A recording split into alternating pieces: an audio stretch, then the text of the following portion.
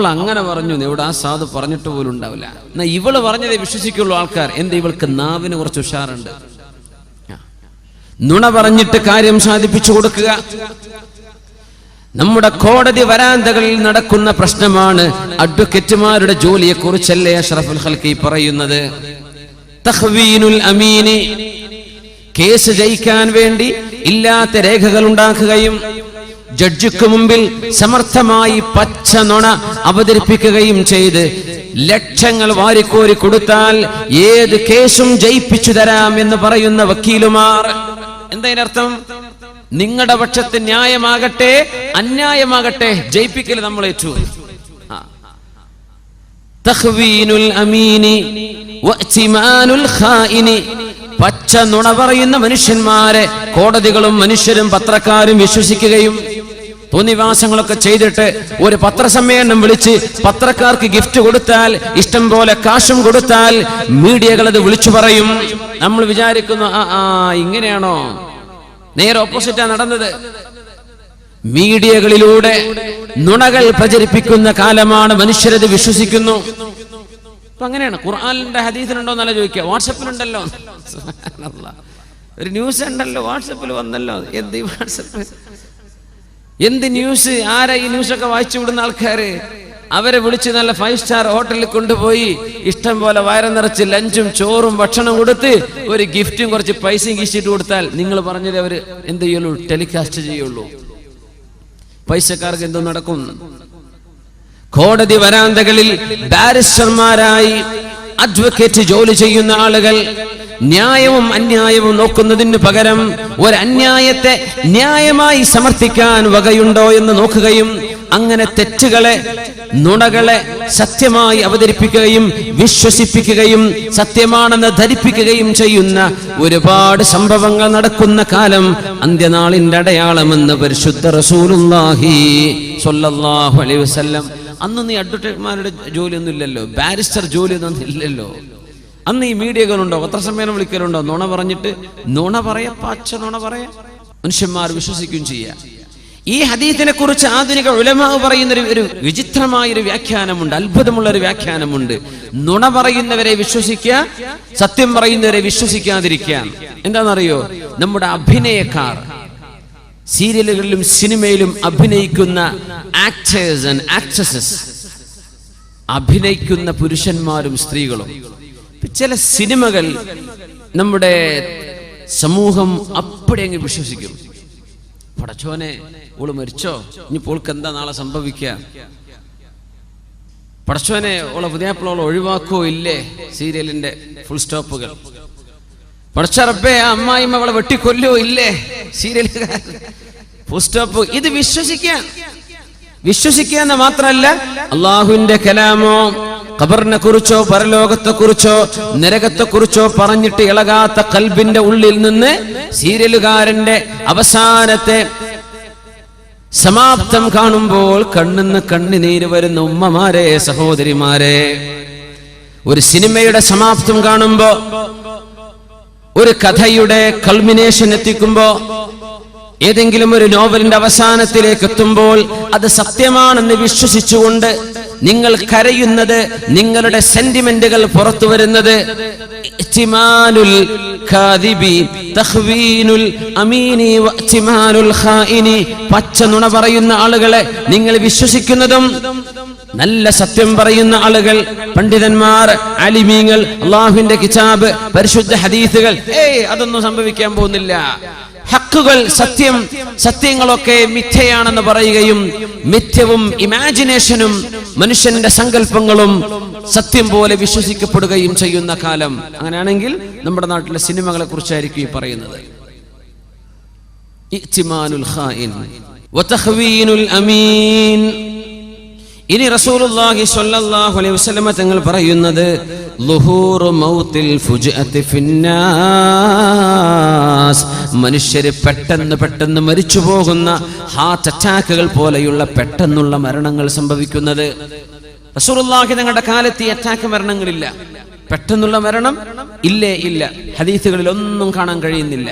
പെട്ടെന്ന് മരിച്ചു സംഭവം ഉണ്ടായിട്ടില്ല. ഇപ്പോഴാണ് പെട്ടെന്ന് മരിച്ചു, ഉറക്കത്തിൽ മരിച്ചു. ആള് കുഴഞ്ഞു വീണ് മരിച്ചു. എത്രയാണ് പത്രത്തിൽ വരാത്തത് എത്രയാണ്.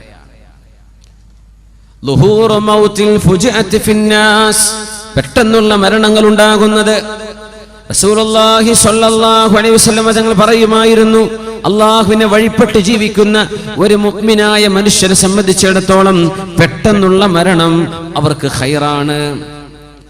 മൗത്തുൽ ഫുജ്അതി ഖൈറുൽ ലിൽ മുഅ്മിനി, മുഅ്മിനായ മനുഷ്യനത് ഖൈറാണ്. പെട്ടെന്നുള്ള മരണം. എന്തേ? മരണത്തിന്റെ വെപ്രാളങ്ങളോ പ്രയാസങ്ങളോ ഒന്നുമില്ല. ശാന്തമായിട്ട് അള്ളാഹു കൊണ്ടുപോയി. മുഅ്മിനാൻ, തൗബ ചെയ്ത് മടങ്ങിയ ആളാണ്, അള്ളാഹുലേക്ക് മടങ്ങിയ ആളാണ്, കാര്യങ്ങളൊക്കെ റാഹത്താണ്. പക്ഷേ അത് അവിശ്വാസിയെ സംബന്ധിച്ചിടത്തോളം, തിന്മ ചെയ്യുന്ന ആളുകളെ സംബന്ധിച്ചിടത്തോളം ഒരു ശിക്ഷയാണ്. തിന്മ ചെയ്തു കഴിഞ്ഞ് പെട്ടെന്ന് മരിച്ചു, തൗബ ചെയ്യാൻ അവസരം കിട്ടിയില്ല. എന്തൊരു പ്രയാസാണ്. എന്തായിരിക്കും ആ മരണത്തിൽ? പെട്ടെന്നുള്ള മരണം, മൗത്തുൽ ഫുജ്അ. ഏതാനും വർഷങ്ങൾക്ക് മുമ്പ് ഗൾഫ് നാടിലെ ഒരു ചെറുപ്പക്കാരൻ ഏതോ ഒരു പെണ്ണിനെയും മലക്കൂട്ടി കൊണ്ടുവന്ന് തന്റെ കാറിന്റെ ഉള്ളിൽ വ്യഭിചരിച്ചിട്ട് കാർ പോർച്ചിലേക്ക് വണ്ടി കയറ്റി വെച്ചു. വലിയ അറബി ഷെയ്ഖിന്റെ വീട്ടിൽ കാർ പോർച്ച്, ചുമരൊക്കെ മൂടി നിൽക്കുന്ന, ഷട്ടർ താഴ്ത്തുകയും ചെയ്തു. വ്യഭിചരിക്കാൻ വേണ്ടി വണ്ടി പാർക്കിങ്ങിൽ വണ്ടി ഓൺ ചെയ്തു, AC ഓൺ ചെയ്തിട്ട് വ്യഭിചരിക്കാൻ. ഷട്ടർ താഴ്ത്തി, ആരും കാണൂലല്ലോ, പാതിര നേരെന്ന്. സുബ്ഹാനല്ലാഹ്. പിന്നെ നേരം വെളുത്തിട്ട് ഷട്ടറിന്റെ അടിയിൽ നിന്ന് പുക വരുമ്പോഴാ മനുഷ്യന്മാർ കാണുന്ന. തുറന്നു നോക്കുമ്പോ കാർ പോർച്ച് മുഴുവൻ പുകയാണ്. കാറിന്റെ ഉള്ളിൽ നഗ്നരായി കിടക്കുന്ന 2 മനുഷ്യന്മാർ, അതിലൊന്ന് മുസ്ലിം ചെറുപ്പക്കാരൻ. മൗത്തുൽ ഫുജ്അ. തിന്മ ചെയ്യുന്ന ആളെ സംബന്ധിച്ചിടത്തോളം ഇത് അദാബാണ്. അവരറിഞ്ഞില്ല ഇങ്ങനെ ഒരു അദാബ് നടക്കാൻ പോകുന്നുണ്ടെന്ന്. അവർ വിചാരിച്ചത് ആരും അറിയില്ല. അല്ലാഹു തആല അവരെ പിടികൂടി. അല്ലാഹു പിടികൂടി. കാർബൺ ശ്വസിച്ചിട്ടേ ബോധം വരാതെ കിടക്കുക 2 പേരും. അല്ലാഹുവിന്റെ ശിക്ഷയല്ലേ അത്? മൗത്തുൽ ഫുജ്അ. ഒരു മനുഷ്യൻ തിന്മ ചെയ്തു കഴിഞ്ഞ് അല്ലാഹുവിനോട് പടച്ചവനെ ഒന്ന് പുറത്തു തരണേ എന്ന് ചോദിക്കാൻ അവസരം ലഭിക്കാതെ ഒരാൾ മരിച്ചു പോകുന്നത് അവരെ സംബന്ധിച്ചിടത്തോളം അദാബാൻ. അല്ലാഹു കാത്തുരക്ഷിക്കുമാറാകട്ടെ. പെട്ടെന്നുള്ള മരണങ്ങൾ ഇങ്ങനെ വർദ്ധിക്കുന്നത് അന്ത്യനാളിന്റെ അടയാളങ്ങളിൽ കാണാൻ കഴിയും. പെട്ടെന്നുള്ള മരണങ്ങൾ എമ്പാടും സംഭവിച്ചുകൊണ്ടിരിക്കുന്നു. ഉറക്കത്തിൽ മരിച്ചു, ഹോസ്പിറ്റലിലേക്ക് പോയതാ, അവിടെ എത്തിയപ്പോൾ മരിച്ചു. എത്രയാണ് കേൾക്കുന്നത്? ആക്സിഡന്റ് മരണം മൗത്തുൽ ഫുജ്അയാണ്, പെട്ടെന്നുള്ള മരണമാണ്. വണ്ടിടിച്ചു, മരിച്ചു. പെട്ടെന്നുള്ള മരണം. രോഗിയായി കിടന്ന്, ഒരാശ്വാസത്തിൽ കിടന്ന് രോഗിയായി കിടക്കുമ്പോൾ പടച്ചവനോട് മനസ്സ് തുറക്കും. അല്ലാഹുവേ, ഞാൻ ഇപ്പൊ രോഗിയായി കിടക്കുകയാണ് റബ്ബേ, നിന്റെ കാരുണ്യമല്ലാതെ മറ്റൊന്നുമില്ല പടച്ചവനെ, എനിക്ക് മാപ്പ് തരണേ അല്ലാ. ഇത് ചോദിക്കാൻ അല്ലാഹുവിനോടൊരു അവസരം പടച്ചതമ്പുരാൻ കൊടുക്കുന്ന നേരമാ രോഗിയായി കിടക്കുന്ന ആൾ. അതുപോലും സംഭവിക്കാതെ ഒരു ആക്സിഡന്റിൽ, ബൈക്ക് ആക്സിഡന്റ്, കാർ ആക്സിഡന്റ്, ട്രെയിനിന്റെ മുമ്പിൽ പെട്ടുപോകുന്നത്, വാഹനം കൊക്കയിലേക്ക് മറിയുന്നത്, ഹാർട്ട് അറ്റാക്കുകൾ, ഇതൊക്കെ മൗത്തുൽ ഫുജ്അ, പെട്ടെന്നുള്ള മരണങ്ങളാണ്. ഇത് ഈ സമൂഹത്തിൽ വർദ്ധിക്കുന്നത്. തഖാറുബുസ് സമാൻ, സമയത്തിൽ ബർക്കത്തില്ലാതിരിക്കുന്നത്. സമയം പെട്ടെന്ന് കടന്നു പോകുന്നതും അതിൽ ബർക്കത്തില്ലാതെ പോകുന്നതും. പെട്ടെന്ന് കഴിഞ്ഞു, പടച്ചോനെ ഇന്ന് നേരം വെളുത്തു, ഇതാ നാളെ മറ്റന്നാ വെള്ളിയാഴ്ച. യാ അല്ലാഹ്, എത്ര പെട്ടെന്നാണ് സമയം നടക്കുക. ഇന്നലല്ലേ ഇപ്പൊ ജുമുഅ നിസ്കരിച്ചത്, ഇതാ നാളെ ആയിപ്പോയി. തഖാറുബുസ് സമാനി, സമയം അടുത്തടുത്ത് വരുന്നത്.